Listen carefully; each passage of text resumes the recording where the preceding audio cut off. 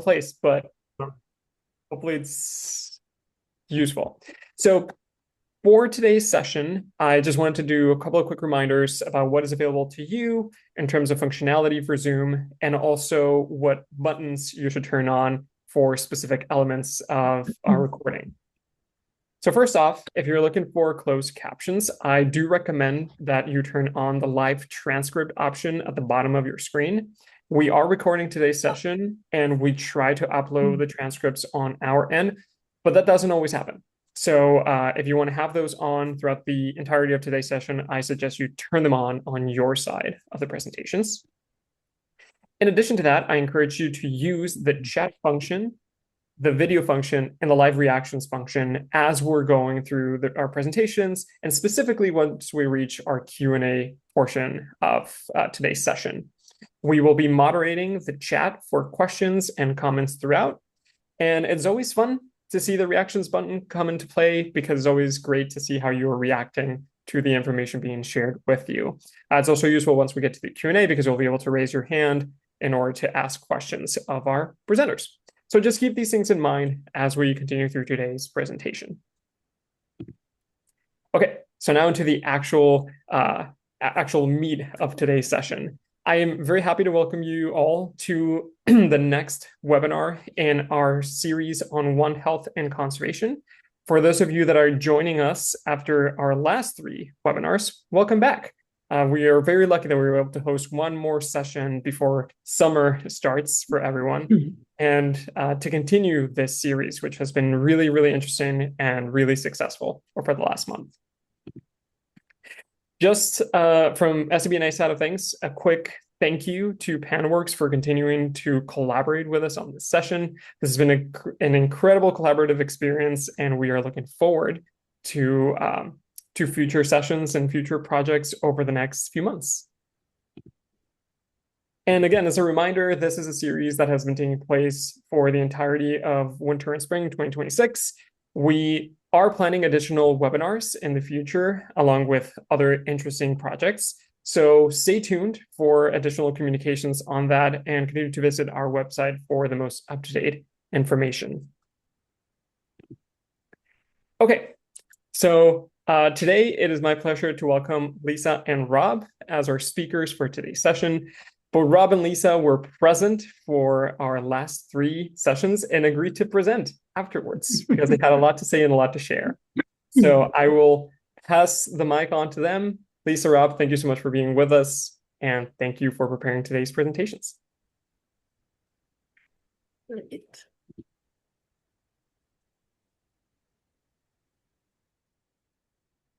All right. Can everyone see my slides?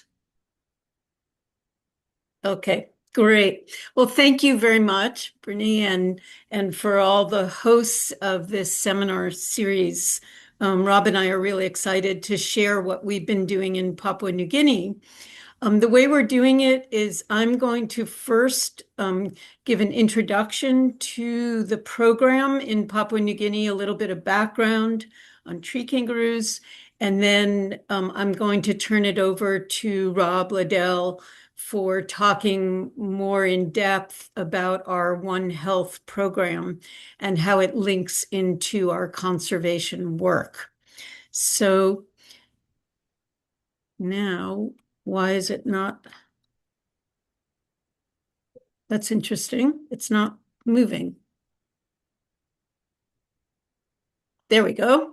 So just a little bit of background for me. I have been at the Woodland Park Zoo for a very long time in the capacity of being a senior conservation scientist for the last 20 plus years, and then also as senior director and founder of the Tree Kangaroo Conservation Program since 1996. I'm also an affiliate associate professor at the University of Washington here in Seattle.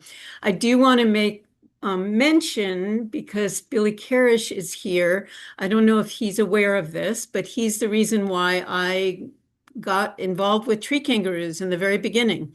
He introduced me to the senior keeper at Woodland Park Zoo when I was a graduate student in animal behavior at the University of Washington, wanting to do animal behavior research at Woodland Park Zoo, and then was introduced to tree kangaroos.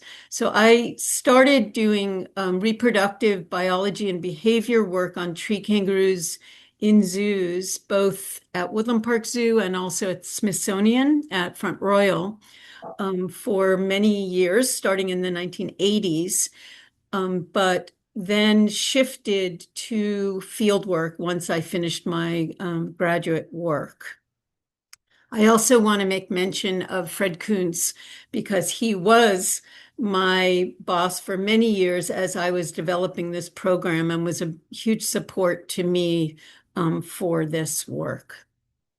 So let me introduce you, just give you a framework for where we work. You can see the US, and then as part of the Pacific Rim, Papua New Guinea is all the way on the other side. It is north of Australia, and then also importantly, it's east of the Wallace's Line.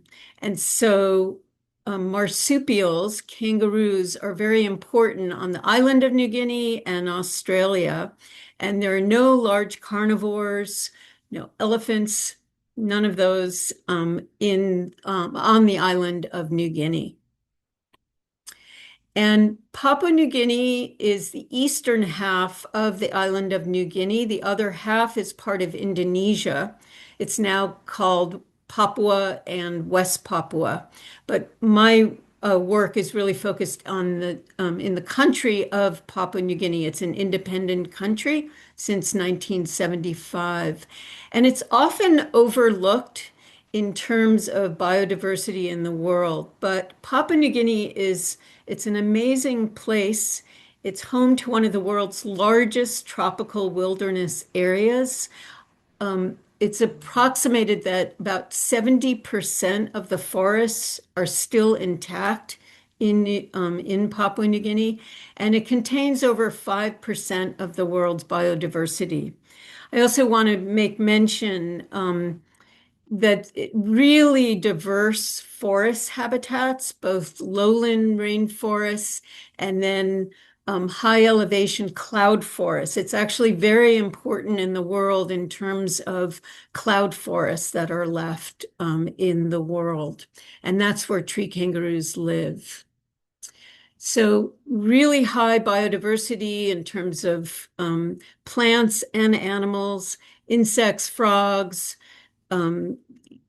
People probably know the birds of paradise, etc. It's an incredibly diverse place, and it's also culturally diverse. There's over 800 languages in Papua New Guinea. That's more than any country in the world. And so working in Papua New Guinea is both fascinating from my perspective, both culturally and in terms of biodiversity. So I just want to give you a little bit of background on tree kangaroos. In case you haven't heard of tree kangaroos, my goal in life is for everyone to know what a tree kangaroo is.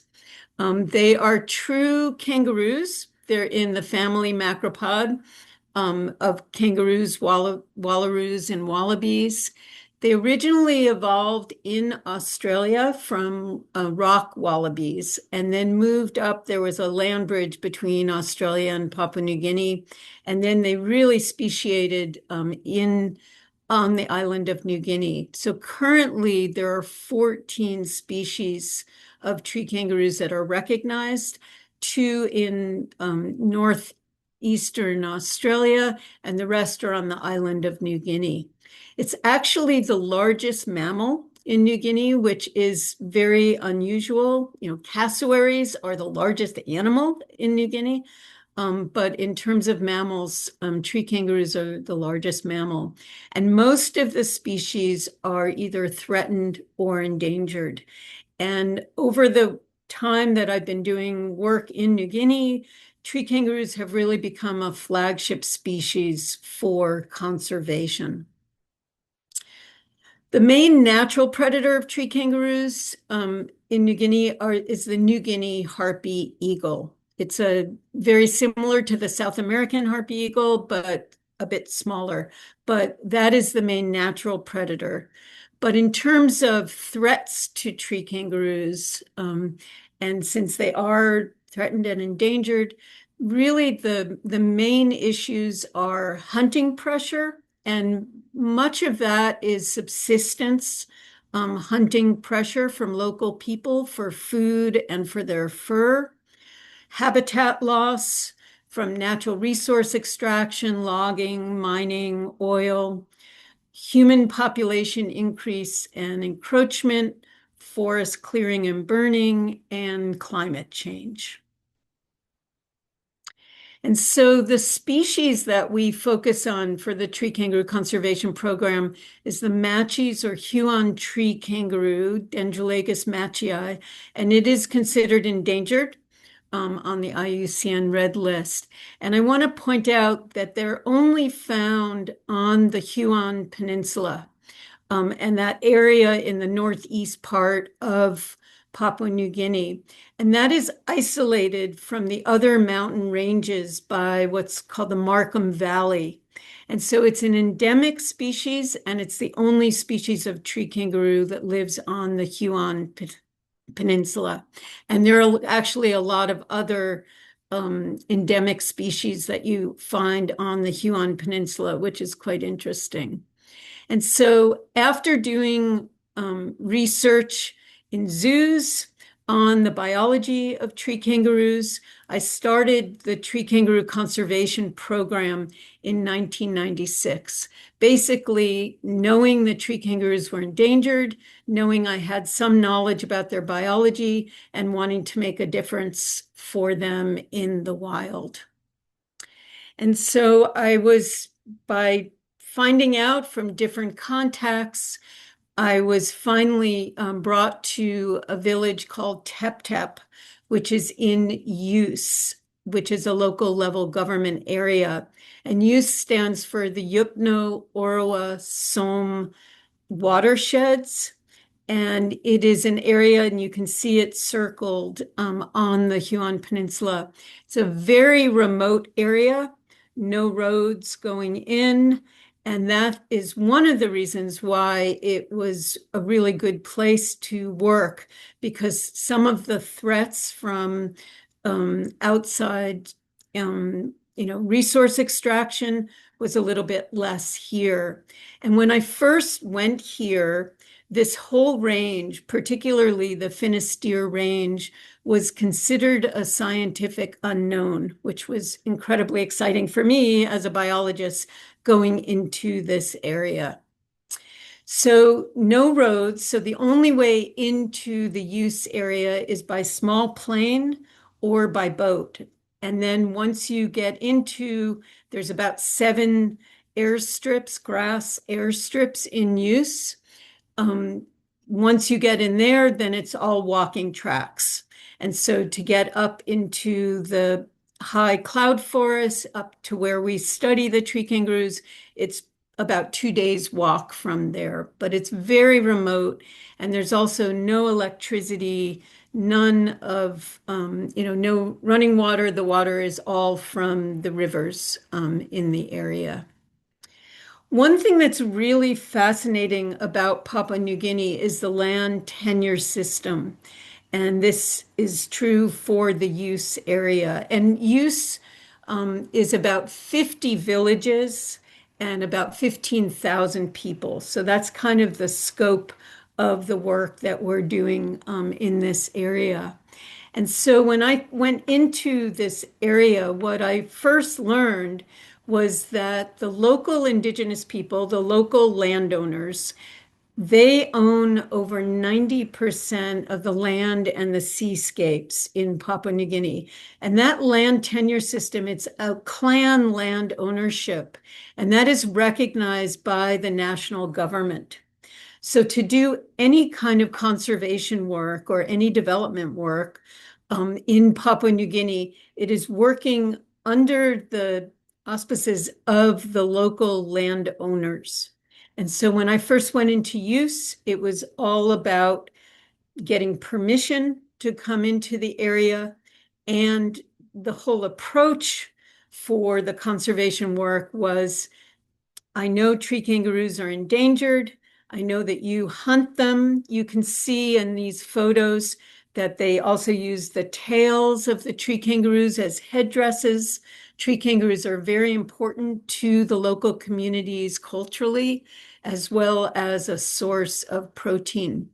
And so very early on, it was about asking questions about how many tree kangaroos did you hunt? How many can you hunt now? And they basically told me that the populations are going down, and there was a concern for the future, for their children, for their children's children. So the real approach for the work that we do is about supporting the local communities to make the best decisions for having sustainable resource for themselves. And I have to say that that's really my background as well, in terms of not going into a situation, with my preconceived notions, but basically asking questions, listening, and then figuring out how we can work together. So what we came up with, and this is starting in 1996, was that we cared about the species protection and tree kangaroos mainly, but that meant since they're the flagship, it would be many other species as well. We care about the habitat protection and land use planning, how people use their resources and their land.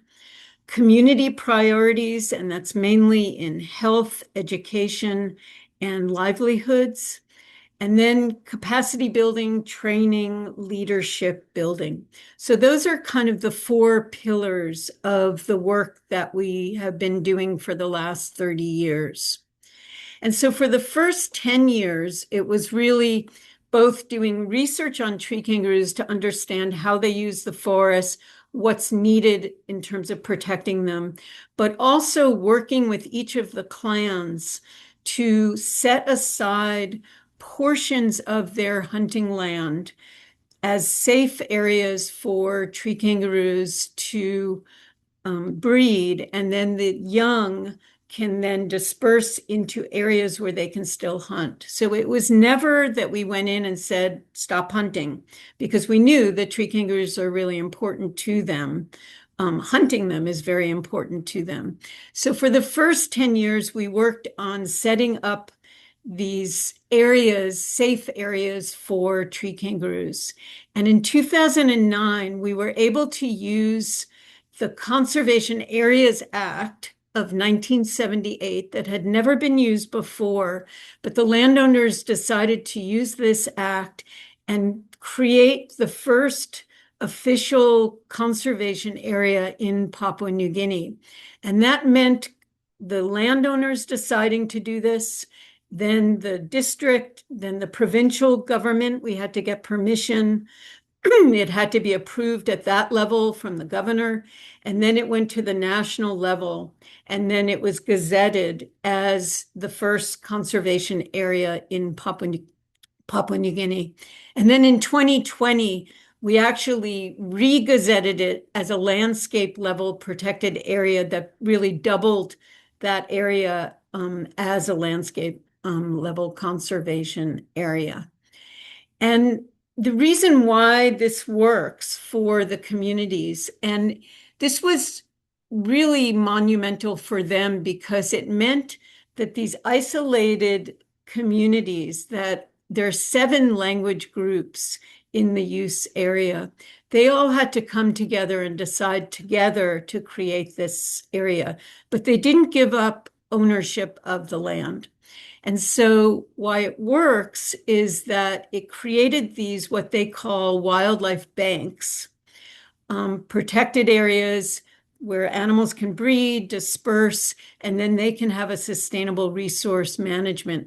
And it turned out that historically, they had taboo areas of the forest, but when they had all been missionized, they stopped that practice. So it was in a way, it was going back to traditional practices for different purposes. And then the other reason is that by being stewards of the forest and of the wildlife, the Tree Kangaroo Conservation Program worked with them and made a commitment to support the communities in their health, education, and livelihoods.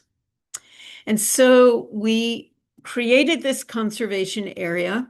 We set up a ranger program. We set up ways of monitoring. And then in 2013, we were able to create a local NGO. So that's a locally recognized NGO. And so now the Tree Kangaroo Conservation Program is really a partnership between the Woodland Park Zoo's Tree Kangaroo Conservation Program that started it all and this local NGO. And it's been a really wonderful and I think innovative partnership between a zoo and a local NGO in Papua New Guinea. And one of the things that has been really important, we got funding for a long time from Conservation International through their Global Conservation Fund. And part of that funding was to set up an endowment. So we actually have an endowment that is run through the Woodland Park Zoo, managed by our board. And we are able to utilize funding every year and also to be able to tell the landowners that there will always be funding that will come through this program to support them to be stewards of the forest. So Ms. Modi Pontio is our director of the local NGO, and she leads a staff of about 40 plus staff members of rangers, conservation officers, technical team, and the majority of the staff actually come from the YUS villages and communities. We have 2 staff members based at Woodland Park Zoo, myself and Trevor Holbrook, who go back and forth to Papua New Guinea. And so these are our 5 program strategies for the work that we do.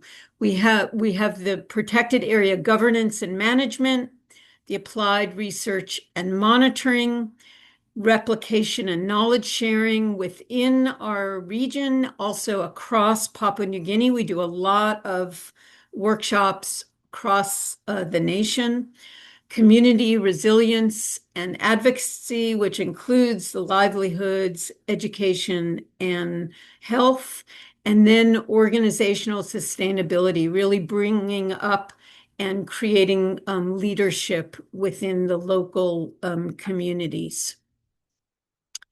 And so we have ongoing programs in community planning, livelihoods, particularly a coffee project, applied research, particularly with tree kangaroos, education, and more, really looking at how to work with the elders in the communities on cultural values and maintaining the traditional cultural values in our work.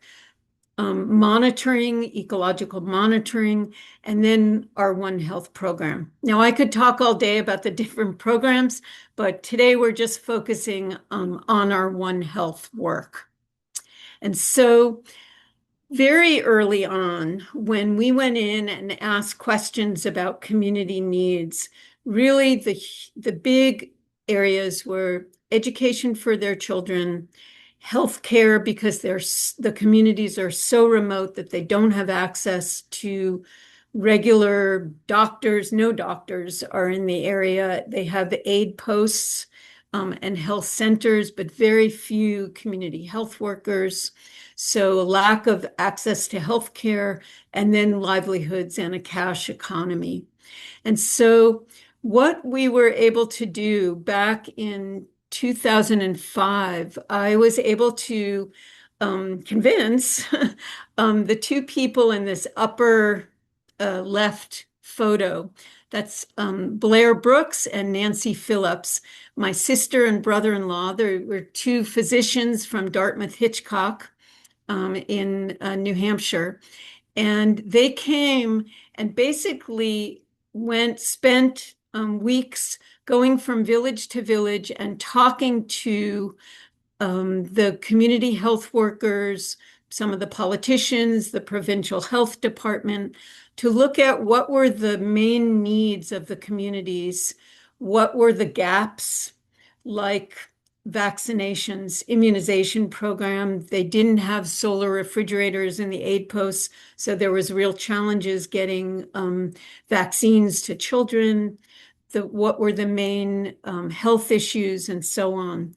But very much the approach that we took was that if the communities are going to be the stewards of the forest and the wildlife, we needed to support them in having a healthy village. So we call it Healthy Village, Healthy Forest, with human, wildlife, and environmental health all interwoven.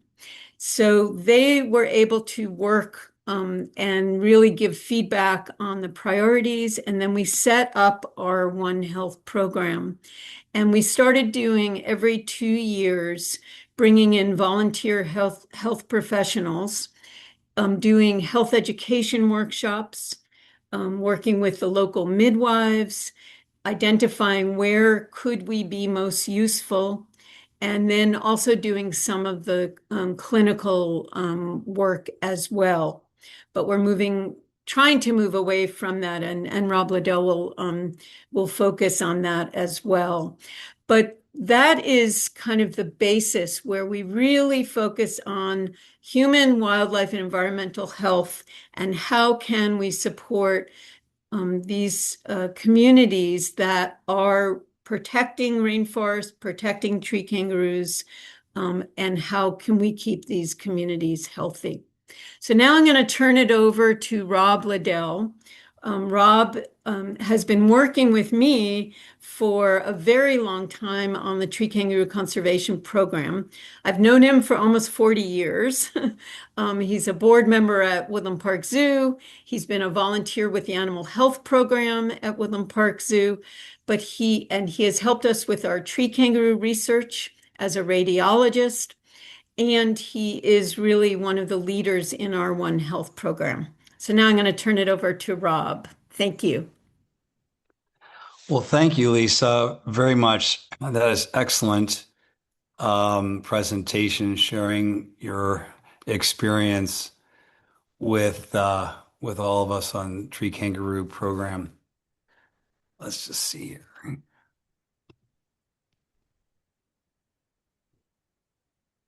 There we go.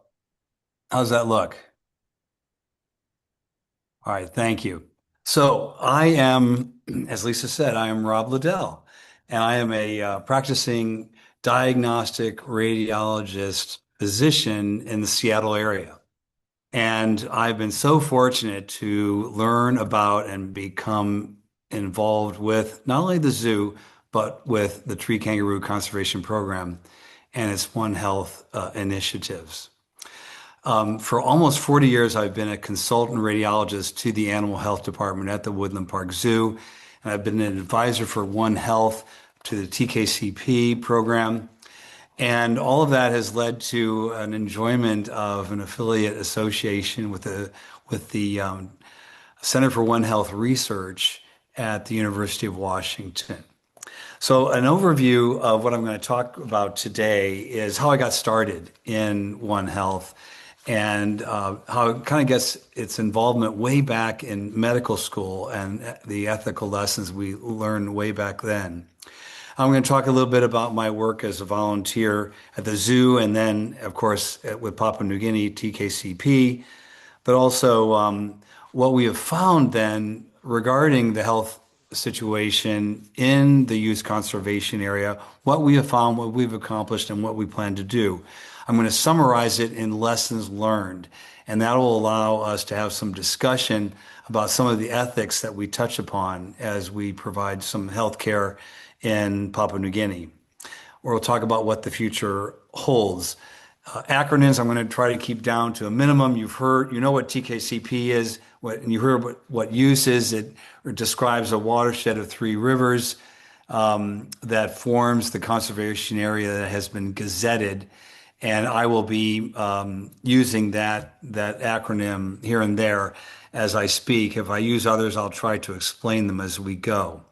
But in medical school, one of the first things we learn is the ethics of taking care of a human who needs health care. And we're told that the most important person in the world is that patient in front of us. And of course, that's true. It makes perfect sense. But of course, we soon learn after talking to that patient that other people are involved in those important healthcare decisions that people are making for themselves. It starts with their spouse, their children, other family members. It can be those with whom they work. It can be their church. And sometimes it's animals. Sometimes pets that they live with are more important to them than any other human. And some of you may think, oh, yeah, that kind of describes me. But regardless, animals are really important in healthcare decisions made by people. Occasionally, it even stretches past animals and goes into things like, oh, my garden. What will happen to my garden if I'm not at home? If I'm in the hospital, my garden will fail. And so I just can't go into the hospital doctor. Well, good lessons. Well, let's now jump forward to my residency in diagnostic radiology at the University of Washington.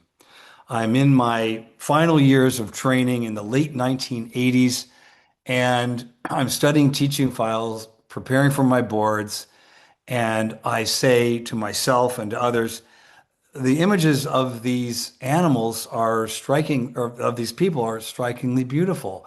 Their structure, their anatomy is intriguing. It's more than just disease. It's actually a beautiful form. And I said out loud, I bet the zoo has a great teaching file. I think I'm going to go there and I'm going to ask if I could look at their teaching file because that'd be really wonderful. So I wrote to the zoo and I wrote a letter to the veterinarian at the zoo. I said, "Dear zoo veterinarian." I didn't even attempt to try to find out what the name of the veterinarian was. I just said veterinarian, and I hope I spelled it right. So I said, "Dear zoo veterinarian," told him who I was, and I told him that I'm interested in coming to the zoo and looking at the teaching file. I thought it'd be really interesting. Soon thereafter, I got a letter. It said, "Dear Dr. Liddell, so great to hear from you. We're nowhere nearly as organized as you may think. We don't have a teaching file, but hey, come to the zoo and we'll show you what we did yesterday." And that letter was signed by one Billy Carish, veterinarian. Here's a picture of Billy just a few years ago. He looked like that back in the 1980s as well. Billy and I really got along, and he grabbed me in and said, "Let's work together." And he knew a lot more about animals and their anatomy and their diseases and how to take care of them, but he had not yet learned how imaging, X-ray, MRI, CT could help him understand what the diseases were, how those diseases manifested on imaging to help him take care of his patients. But I knew that part and could help him. So we collaborated. And that was one of the first One Health collaborations I had ever had. And I wish I could say I was the one who coined the word or the term One Health, but I wasn't. It was Billy Carish who did that.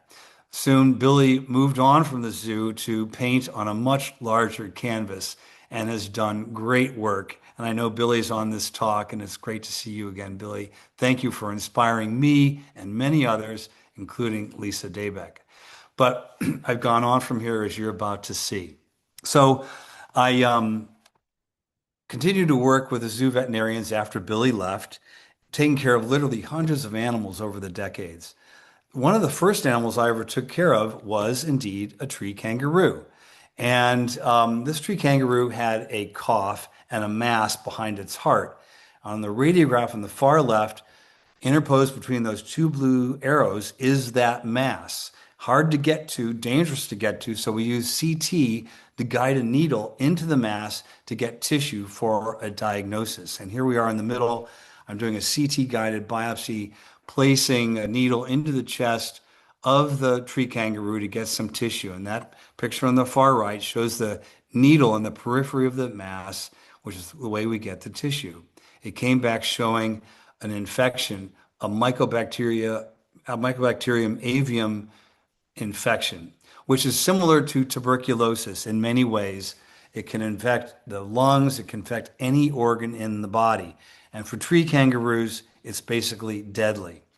And I soon learned that this is not just a one-off. It happened to other animals as well, other tree kangaroos at the zoo and other zoos also. And in fact, a couple years later, in the early 90s,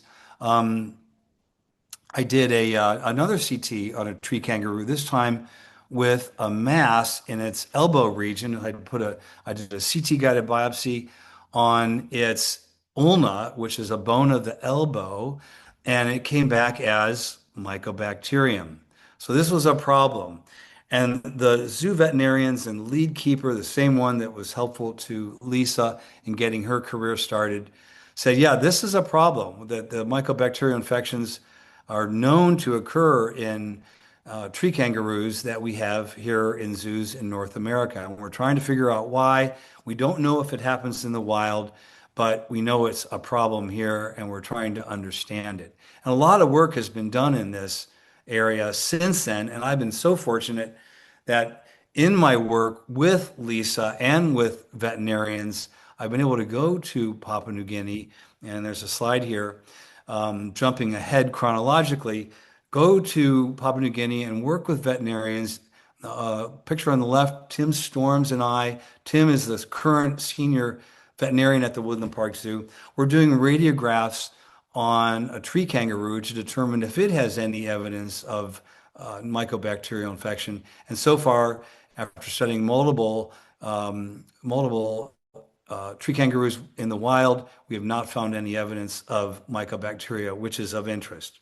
But let's now jump to human care in Papua New Guinea. But it's interesting that One Health work of veterinarians and physicians involves animals as well as people.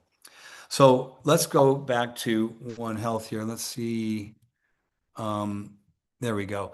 So to date, there have been 6 teams of One Health medical providers that have gone to the YUS Conservation Area over the years. And as Lisa said, the first team was her sister and her brother-in-law, who spent quite a bit of time trying to understand what was the situation, what's the baseline situation in use.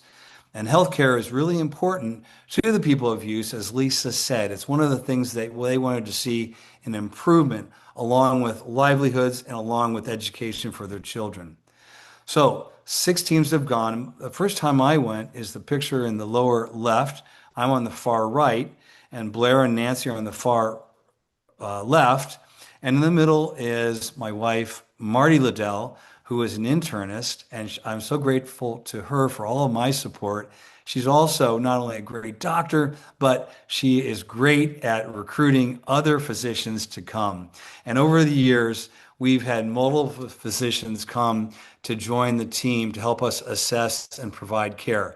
This includes, of course, radiologists, me, internists, emergency room doctors, obstetricians, and musculoskeletal experts, doctors, and physical therapists, as well as multiple healthcare educators.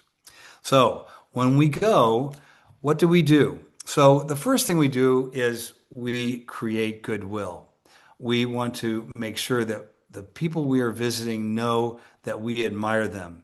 And picture in the upper left, our villagers welcoming us to use, and they're saying, please come. We are so glad you are here. Welcome to our village. And kids are dancing and wearing their ceremonial outfits. And when I address the crowd, I say to them, I am here because of you, because you take good care of yourselves and good care of your family and your villages and your forests and the animals that live within them. And I admire you for that. And in fact, I'm not the only one. You are becoming well known, not only here in the YUS area, but also throughout Papua New Guinea and throughout the world. And where I come from, in a big city in the United States, we're not very good at taking care of our forests and our water. And so I'm here because I want to learn from you. So other pictures here, lower left, Fred Coons in the middle of the picture came to help celebrate TKCP's 20th anniversary, a great way to create goodwill. Fred is and continues to be a great mentor, as he describes himself, a servant leader. He was one of the best and one of the first leaders of conservation at the Woodland Park Zoo. And Fred's on this call. I'm one of the leaders of this group, and I'm really grateful to him. And on the far right is Nancy Phillips, welcoming the crowd, or being welcomed into the crowd, giving a great cheer.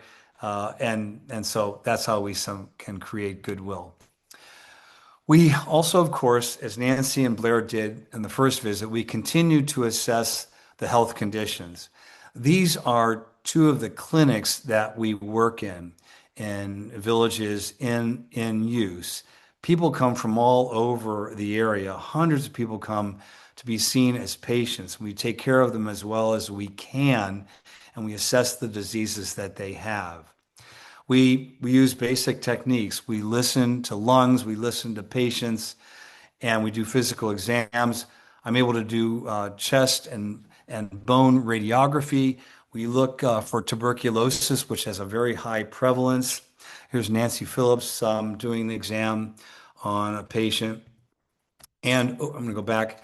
We see a lot of different diseases. Not surprisingly, many of them are communicable diseases, especially tuberculosis, but also diseases that could have otherwise been prevented by vaccines. We see untreated cancers, some of which are related to unsafe human behaviors, such as smoking and sexually transmitted infections that lead to cancers such as HPV, human papillomavirus, causing cervical cancer, but also squamous cell cancers in both men and women. And we've even seen liver cancers caused by hepatitis C, which is a sexually transmitted disease. We see a lot of respiratory disease due to smoke inhalation. As Lisa mentioned, wood is used for not only cooking, but also heating homes, and it's also used for lighting. There is, as Lisa said, there's no electricity as of yet. We'll talk about that in a second. So wood is used for all purposes, to include lighting. A lot of smoke inhalation for folks. We see a lot of women with emphysema, which is caused by smoke inhalation. We also see a lot of joint and back pain, a long list. But as we're going through all of this, one of the things that's prominent is that we realize that the prevalence of disease is actually worse than reported by WHO for PNG, and tuberculosis is an example of that. They estimate that there are about 650 people in Papua New Guinea per 100,000 that have tuberculosis, but our rough estimates are that it's substantially higher, as high as perhaps 900 per 100,000. There's poor access to basic health services and facilities. Some health centers are closed due to inadequate staffing. There are insufficient medicines and vaccines. Supplies and equipment are wanting. Sometimes vaccines are not available, but sometimes they're available, but the refrigerators to contain them are not working. The refrigerators are run by solar. Overall, there's a generalized failure of the provincial and district government authorities to adequately provide health resource services. And when the COVID pandemic hit, all the above became that much worse, and we are still recovering from that. While we are there, we have a big focus on health and hygiene education.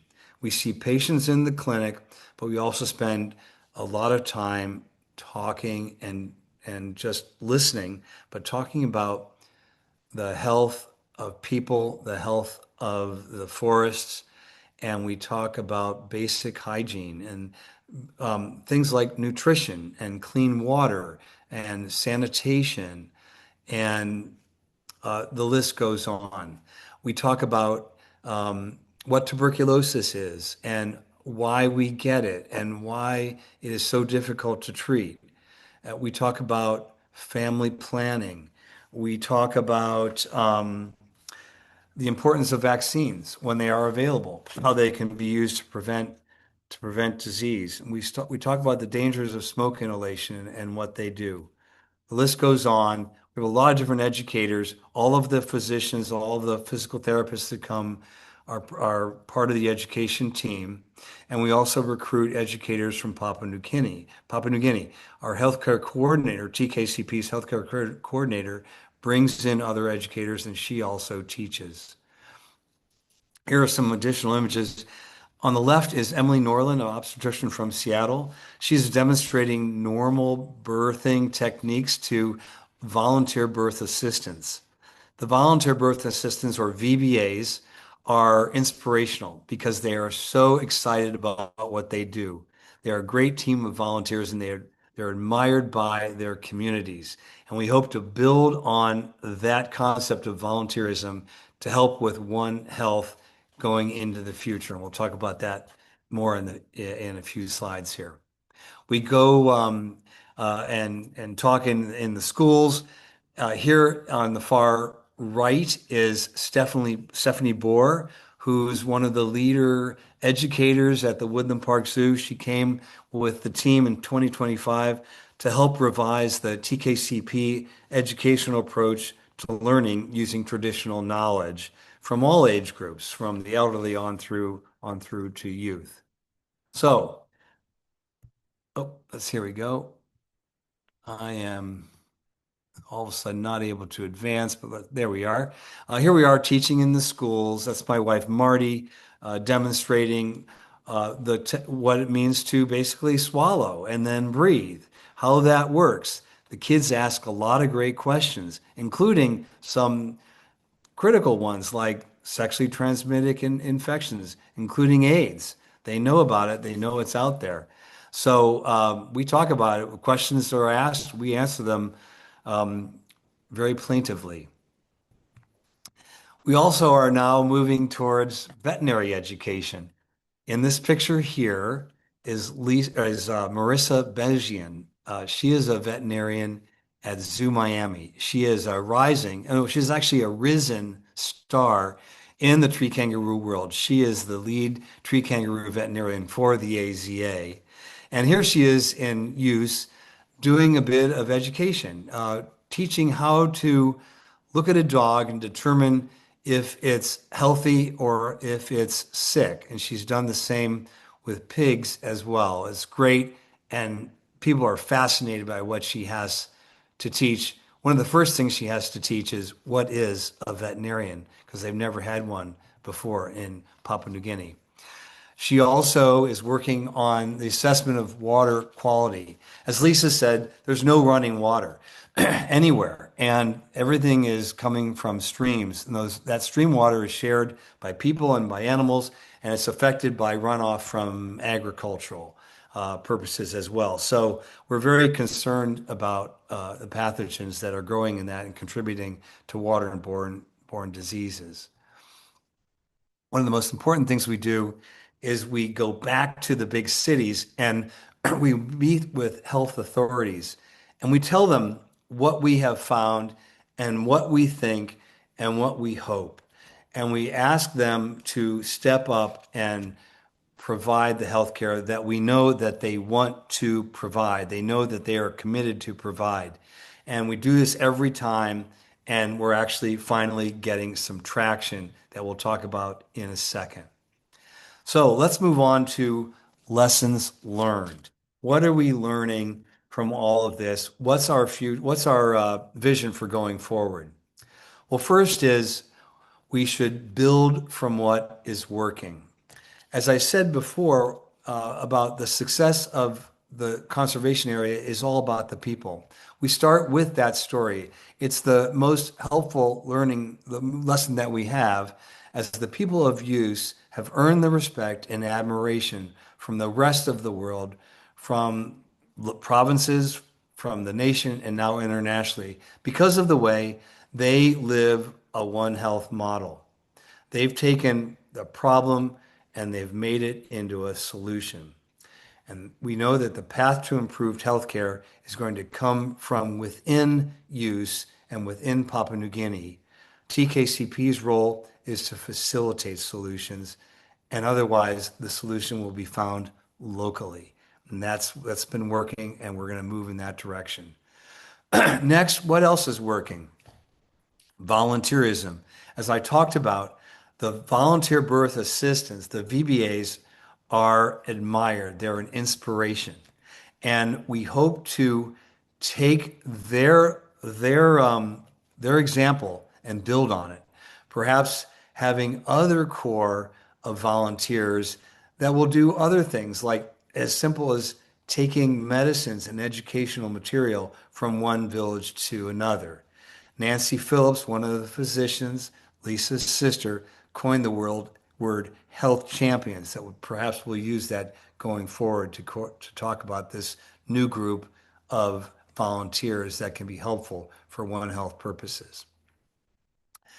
Next lesson learned is first do no harm. A sentence we've heard many times, a sentence first written by Hippocrates a long time ago. Well, we know that intermittent health visits by TKCP medical teams are not enough. All they do is they raise expectations of the people of use, yet they do not allow for appropriate long-term care for chronic conditions, nor to provide complete diagnostic or therapeutic purposes. Instead, Papua New Guinean physician teams are better prepared to care for the people of use because they can provide the appropriate follow-up care and bring the medicines and the equipment as needed. And if needed, they can bring patients who are sick or need further testing or care back with them to their hospitals. And that actually happened in 2025. A medical team came from Madang, which is one of the provincial capitals that has authority within use. They came and they're the ones who provided the medical care. And the international team did education. So it was a great symbiosis that really collaborated well. Next, we don't want to interfere with the normal healthcare providers or their administration. Instead, the One Health team needs to work as a catalyst or a facilitator to help the provincial and district health authorities provide the health care that they are committed to provide. And recently, memoranda of understanding between TKCP and the provincial health authorities, and there are two, Morobe and Madang, have recently been signed. And they basically they're long, but they basically come down to we're going to work together to enhance access to essential health services in the use region. This is something that the authorities are committed to do.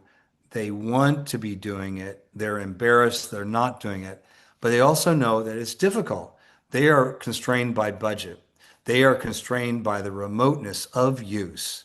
That's a big deal. As Lisa said, you can only get there by flying in or else walking for 2 days, and that's if you're used to it. I think I was told that if I did it, if Dr. Liddell, you did it, it might take 4 days. So I've declined to do so. Regardless, very remote, difficult to bring healthcare into use, but it must be done. It's what needs to be done.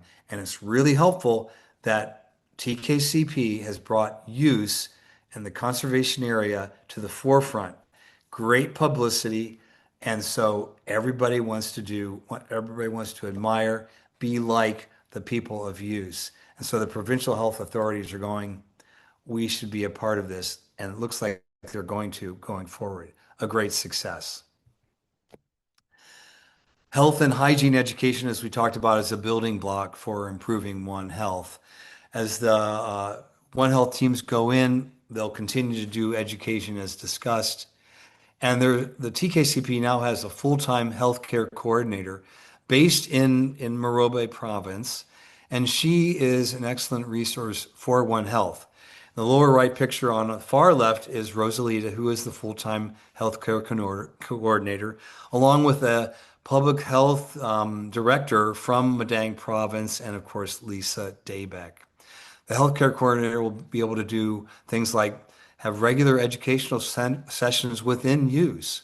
She'll be able to bring other educators with her, and she'll be able to coordinate with those provincial health authorities along the lines of the Memorandum of Understanding in order to improve health and bring healthcare to use as we've all committed to do.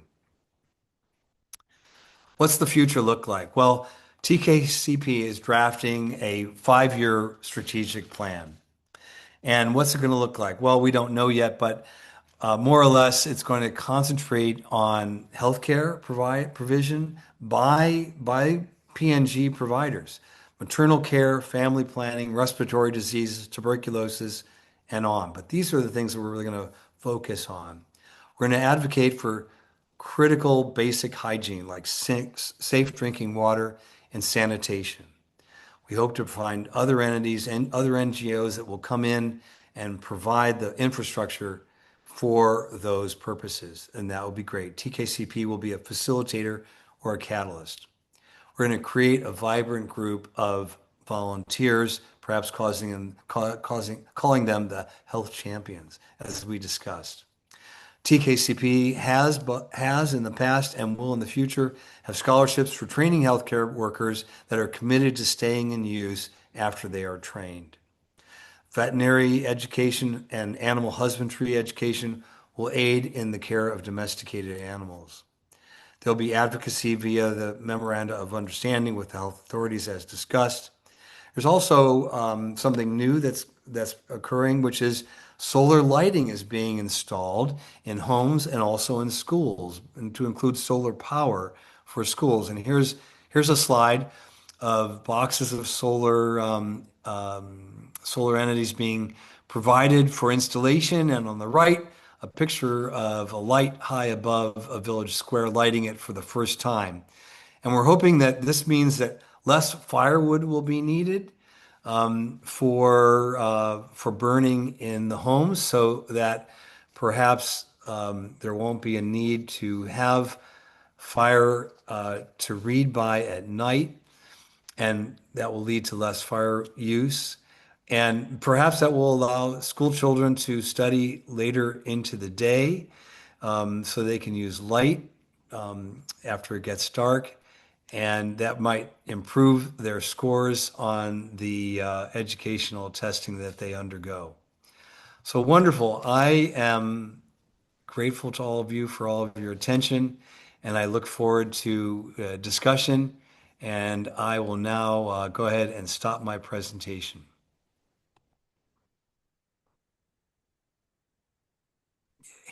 Well, thank you, folks. This is great.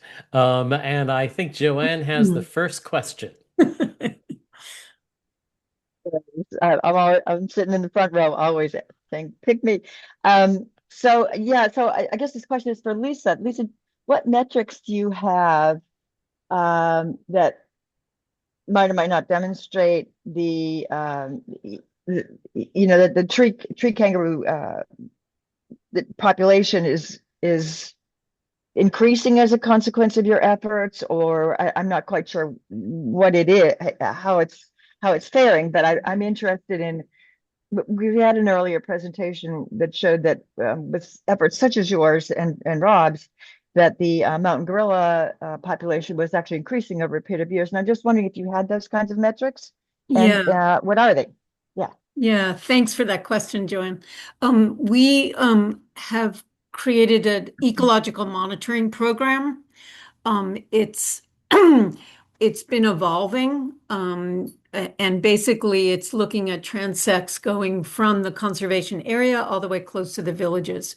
Because initially when I went in, there were no tree kangaroos anywhere, near the villages, or and over these, now it's 30 years, we are seeing an increase in tree kangaroos, and also getting closer and closer to the village areas. So we're able to document that. We're now using camera traps to do that in transects. It's very hard. Tree kangaroos are elusive animals. So one of the things we're also looking at, and we're starting to partner with James Cook University in Australia, is drones yeah. and thermal imaging. And they've been successful with tree kangaroos in Australia to be able to identify and look. So we're going to be trying that as well. But those are some of the metrics that we're using. We also interview the hunters. And I know there's always, there's this sense of, should they tell us that they're hunting tree kangaroos? But we're always saying, it's a good thing. We see the tree kangaroo tails.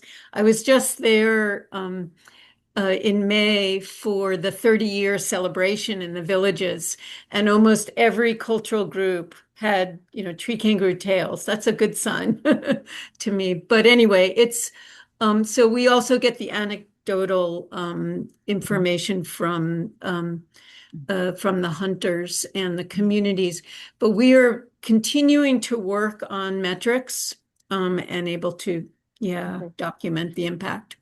And can I ask one follow-up question without Sure. at the risk of hijacking the whole conversation? You mentioned, I think, very early on about extractive industry, or do you work at all with them? And if so, what's the relationship, and what are they doing? Extracting wood, minerals? I can only imagine what that would be. Yeah, so there's quite a lot of extractive industry with gold, nickel, gas, wood, all of them.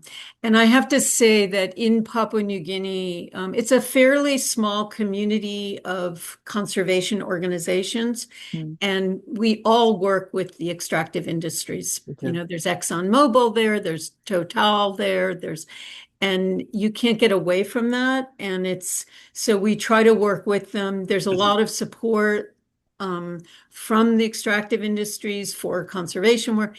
It's definitely, we have to all play together in it. Yeah. Okay. Yeah. So to pick up on that thread, how does that extractive effort affect use? Especially the large group, the large landscape protected area. Yeah, so great question. We're actually quite lucky, and I would say it's because there are no roads yet in that area, very isolated. So I consider myself lucky that we were working in an area where we had the time, the 10 years, to build trust and to have the communities set land aside. Now that it is a nationally gazetted conservation area, no extractive industries can come in for that area. So we're not threatened for use, but in other areas for sure. We're very excited. We're being funded now by Rainforest Trust Foundation to work on the idea of a protected area network across the whole Huon Peninsula. So that's the whole range of the Matschie tree kangaroo. And this, we did some workshops with the different districts within the province, and everyone is really excited about setting up a network. And that will continue to protect the whole area from extractive industry. Yeah. Now, is that network conceived as a series of sort of modules of land use connected by corridors in which but I don't know anything about whether tree kangaroos themselves migrate from one space to a next. They're arboreal, as I understand it. So my thought is their movements are up in the trees per se, not along the ground and moving geographic distances. So what is that network going to do? Yeah, so tree kangaroos don't migrate. They're generalists in terms of their food. They're folivore, mainly folivores, but they have plenty of food, and the forests are healthy forests. So we're not talking about degraded forests. So and females have separate home ranges. Males move from one female to another, and so. What it will do, it won't be corridors in the sense of migration, corridors, Hmm. but it will be linked so that there's healthy forests across the whole peninsula. And I have to say that we have gotten so many communities across the Huon Peninsula coming to TKCP saying, we want to do what you're doing. And so this is a way of allowing other communities, to take charge and be stewards. Yeah. And this is going to be a model for the country because no other province has done this, where we're really linking together. But again, it's still owned by the local landowners, still owned by the local communities, but just gazetted as no hunting zones, protected Interesting. areas. Interesting. Yeah. I have some follow-ups for that too, but let me wait on those other questions. Fred, you look like you have something that you want to say. Well, that was an interesting comment, Bill. I know you, Fred. Yeah, and so does Lisa and Rob. Um, One thing that, just hearing this progress, you've made such great progress over the 30 years. I find it interesting that when the gazetted area was first being talked about, was this idea of a food bank, which made a lot of sense. And I think if I remember the story right, that historically there were non-hunting areas. There were areas that were taboo. So it's interesting that in a way there was always these areas that were left off of hunting as safe areas. But what I find interesting as you're moving forward, the idea of the food bank is really Wildlife bank is what they call it. okay, wildlife bank. Yeah. But in a way, it's kind of becoming more a health bank, right? Or maybe that's not the right word, health facility, Yeah. Because one of the challenges we've had with One Health really is people with enough facilitation and work, and actually ever since the Greeks, air and water, Rob, people understand is related to human health. But, where we've really struggled is that biodiversity itself is connected to human health, right? Yeah. And so what I find really interesting is you've got them in the use area really understanding that the forest, and if I remember right, they kind of think of the forest as really a living entity. Absolutely. That this really is kind of making that final flip, I think, or final turn to the idea that biodiversity area is really their not health bank, probably in the right word, but it's like their health center or health facility, which is really cool, or and which I health think is source. health source. Yeah, Yeah. yeah. Anyway, so That's a great point, and it's something to actually to talk with them more about, so that they can actually take ownership of that idea, and be proud of that idea. Yeah, it's like the headwaters of health. Exactly. Actually, the gazetted area in the forest, and that's really cool. And I think that's the kind of model that we're trying to inspire people, everywhere, including in Washington State, where Lisa and Rob and I live. Yeah, and I think this idea of what have been traditional ways of protecting habitat or protecting forests, like trying to get at that, because my guess is there's a lot more of that got destroyed or ignored or, stopped. And I know there's a lot of talk about, traditional knowledge, and that should be a part of traditional knowledge, gathering. Yeah, great. Yeah. Anyway, you guys are so inspiring, and it's such a great example of where we should be moving in conservation in general. So congratulations again. 30 years. I can't believe that. I thought it was still like 20 something. 30. Oh my gosh. You were Anyway, at the 20th. I know, and it seems like yesterday. I'm sure you got the numbers wrong. But anyway, we'll get back on that later. But thanks again. What was very interesting at the 30-year celebration, it was 2 days it was 18 different cultural groups, sings nonstop. It was really amazing. A lot of gifting and appreciation for what TKCP has done, but a lot was about the importance of their culture, and they don't want to lose the culture. And I think that's something that really struck me. And I think we really want to emphasize, and the work that Stephanie is going to be doing with us on education. Yeah, they kept saying we want the cultural component to be just as important as, wildlife conservation. Wow, great. Let me pick up on that with a question, and that's I, as you were talking, I was wondering about the worldviews of the local communities, individuals and social groups towards the forest and towards the animals in the forest. And Fred, and you have just touched on that in the context of traditional knowledge. Can you say something about that for us, either of you? About their views? Yes, about their own Yeah. views about the forest and the animals who live in the forest. Yeah. I only touch the surface. I think of it as like layers of onions. In 30 Mhm, years I've gone down, but their culture is so complex and really based on symbolism, and the depth of their culture is amazing. Even having been missionized, and all of mhm, them have been missionized. And so, over the 30 years, I've been privileged to hear some of their views, the spiritual mhm, views of their forests, shapeshifters, what's in the forest, what's important to them, stories.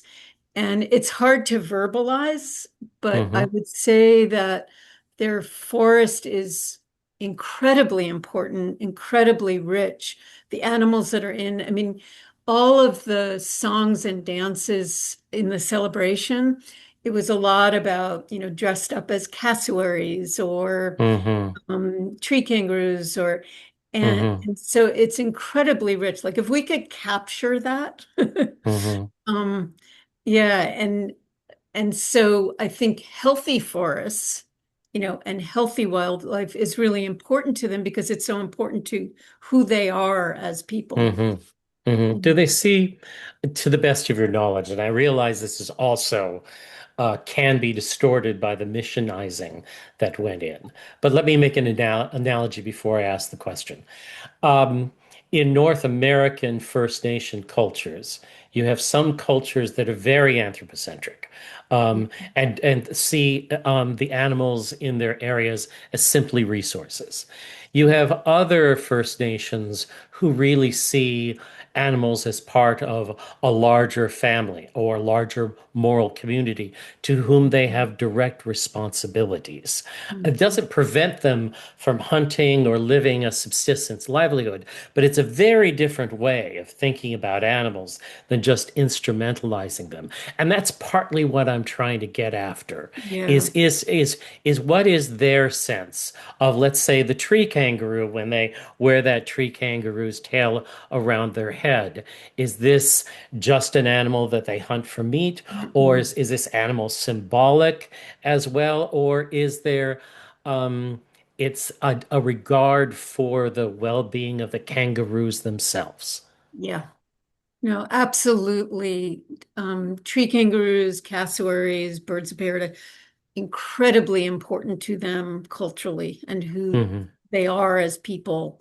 Hmm. Yeah. Yeah. So I would say, yeah, absolutely.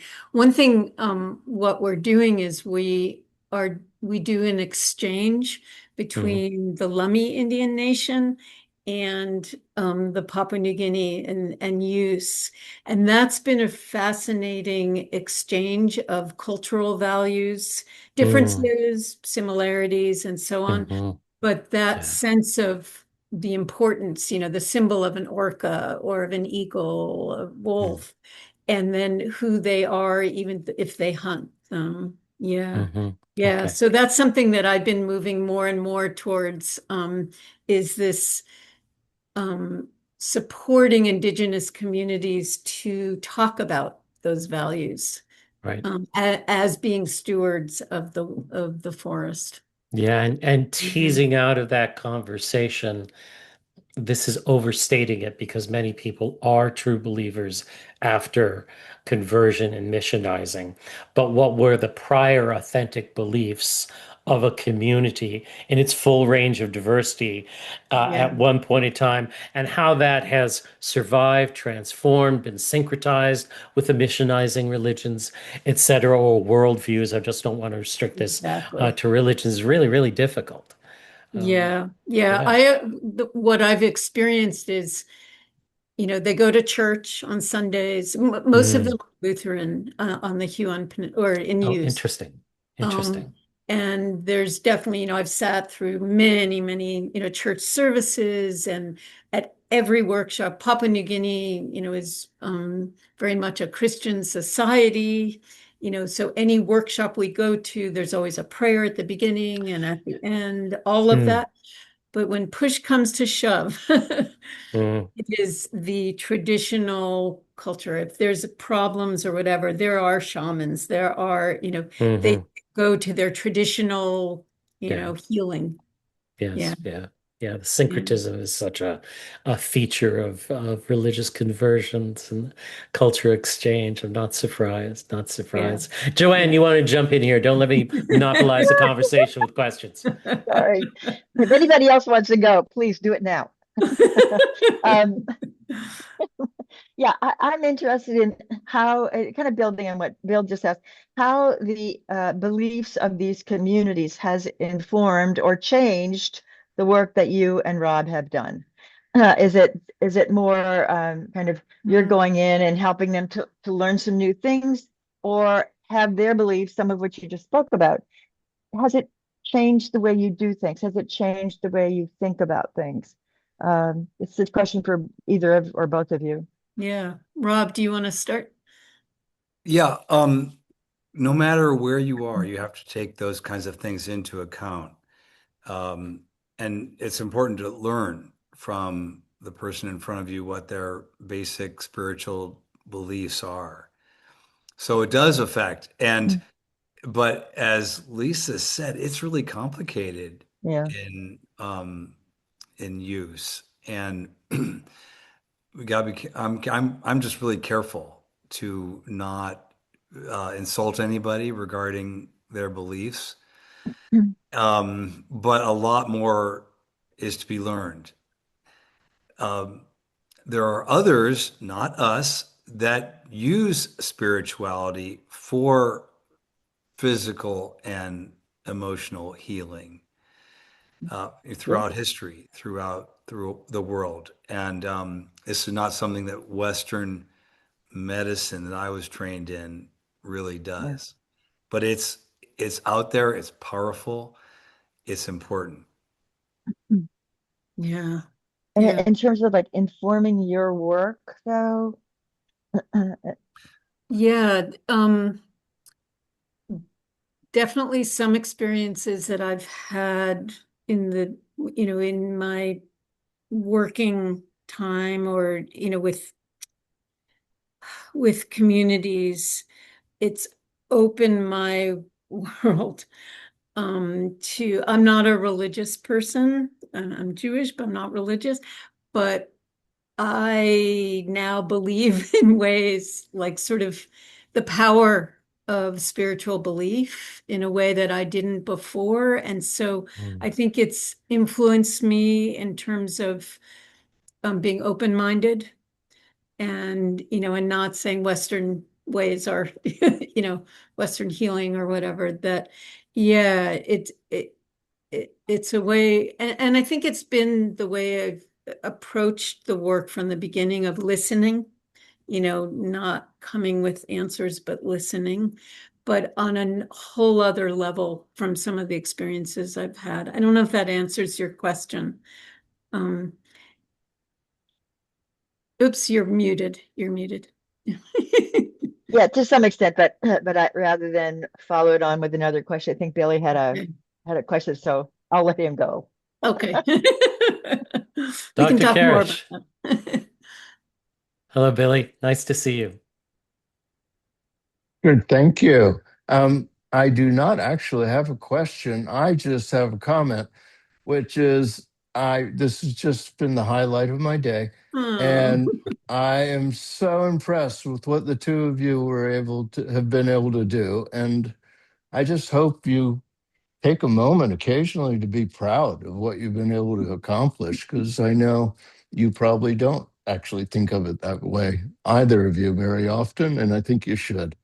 Um, and then I'm really also impressed with just how gracious both of you are and generous you are with your praise of the people you work with and the others that have been working with you. And that's a rare thing to see in a competitive world. And that's really touched me. And I feel really honored that I got to know you many 4 decades ago and Yep. work with you. And Lisa, you did me a big favor by working with Judy Steenberg, because she's a fountain of energy, and we had to distribute that energy amongst a number of people, and you were one of them. So that was always a big help. And Rob, I sent you that little paper about Zuri the gorilla, and I know that we all get caught up in the statistics and how many acres we saved and how many people, but those are just statistics, and sometimes it's the individual lives that we have to also remember. And Rob, you helped save the life of little Zuri the gorilla, and taught me how to reduce an intussusception. And I still remember, that 1 liter, 1 meter high rule to get that thing to pop back out. And that little guy grew up to be a massive silverback gorilla. I think he moved to New York. Yeah. So I just want to compliment you. I have to kind of run, but I didn't want to let you off with knowing how amazing it is what both of you have been able to do with all your colleagues and friends. So thank you. Billy, Thank you. yeah, Billy, thank you so much. And you are a legend at Woodland Park I don't Zoo. know about that. Yeah, No. you are. And I've told that story about writing a letter to the zoo veterinarian many times, often in front of a microphone. So yeah, it's great. And people know your work here and are really grateful, and all the impact that you've had. And indeed, you've affected many people. Mhm. You have painted widely, You and know, good job. Woodland Park is a very special place, and we have to thank people like Jim Foster for Mhm. creating the Yep, environment, yep, and the curators back then, and yeah, Lee and Greg, and some Yeah. of them that really set the table for all of us youngsters yeah, to really get together and have a feast and to do good things. And it wouldn't have been without them setting the Yeah. culture of that organization. yeah. Um, and Fred, thank you for inviting me. And I see Wendy has been hovering behind you. Hey. Anyway, thanks, Fred. I'm really glad you reached out and got me so I could Thank listen in. you, Thank Billy. you. Thanks.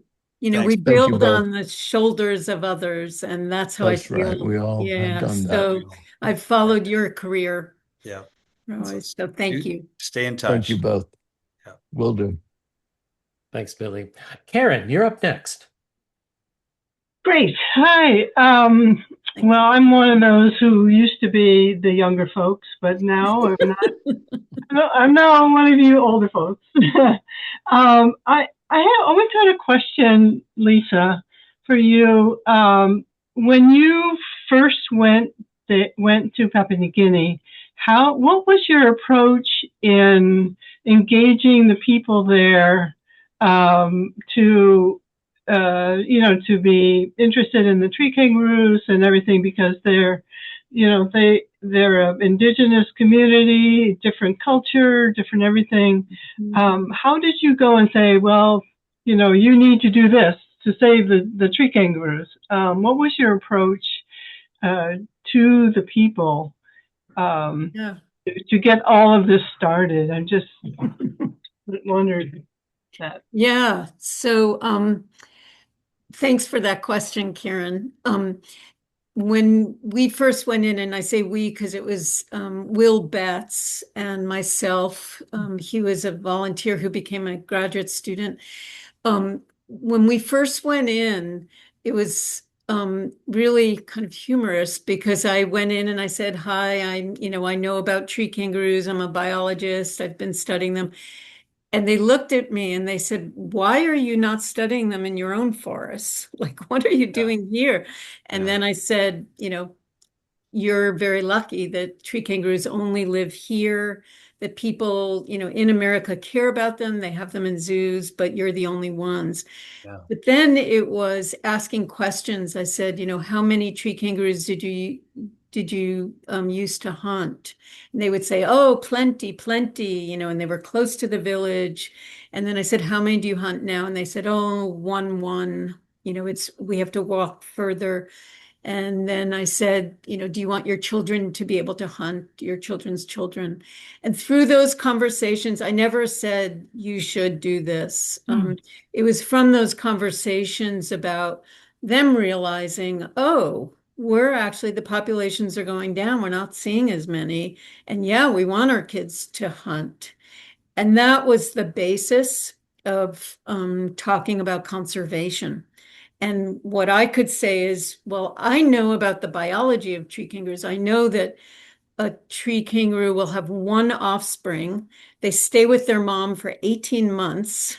So it's a very low reproductive rate because they would say, "Oh, we hunt the females. They're easier to find because they have the joeys in the pouch." And I'd say, think about that. And then also think about other possums that have multiple young. So I was able to then infuse the biology, my knowledge, to help them to make those decisions. Yeah.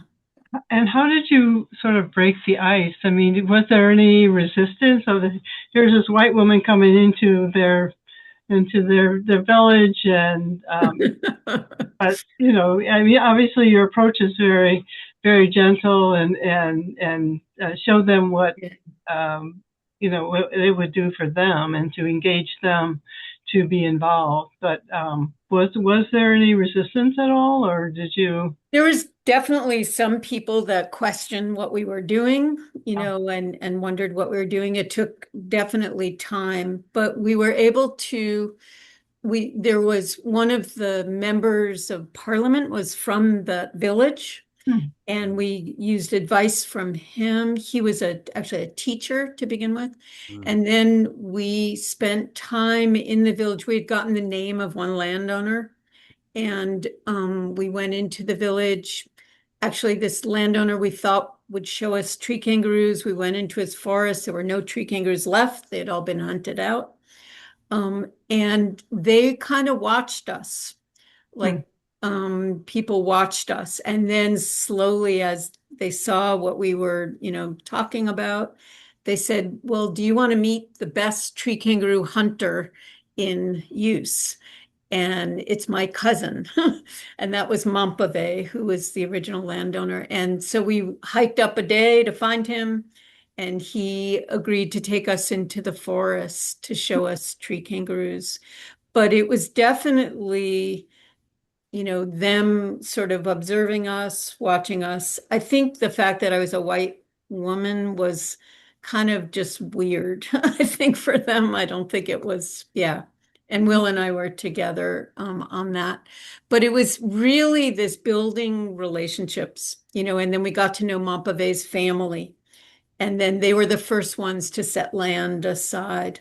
And then it just kept building from there. And then Mampave became our best advocate, talking to other clans. Yeah, that's why, it's so important. And I think one of the reasons why being based at a zoo for me allowed me to go slowly, because especially, when I started, you would get 1 year grant or 3 years grant or whatever. You can't accomplish things in 1, 3, even 5 years. So I was able to just keep going back and build the trust over time. Okay, great. Yeah. Thanks. Thanks. Well, the work is amazing. I've been involved with the Tree Kangaroo SSP forever, and as a data management advisor. And but the stories that you bring back and the communication that we get in the Tree Kangaroo SSP is really, really valuable. So we really appreciate that. And so thank you. Thank you. We have time for one more question, comment. Is there anyone out there who hasn't spoken who wants to share something with us? Yeah, I want to give a shout out to Marissa, Yes. who's joined us. Marissa was that woman in the photo testing water and teaching us about how to look at a dog. Hey, Marissa, thanks for joining us. Thanks for all the work that you do. Marissa is heavily involved in trying to understand the health and biology of tree kangaroos. She's really a Thank you leader for in letting me that. help. Yeah, yeah, no kidding. We love it. Absolutely. I think Yeah. I've only been there once in 2023 for the trip, and I found it really fascinating to bring a veterinary perspective. And the people during the workshops had really like great questions that made me think. I was trying to talk to them about animal health as they're bringing in more domesticated animals for protein and other sources, and the way they manage the sheep.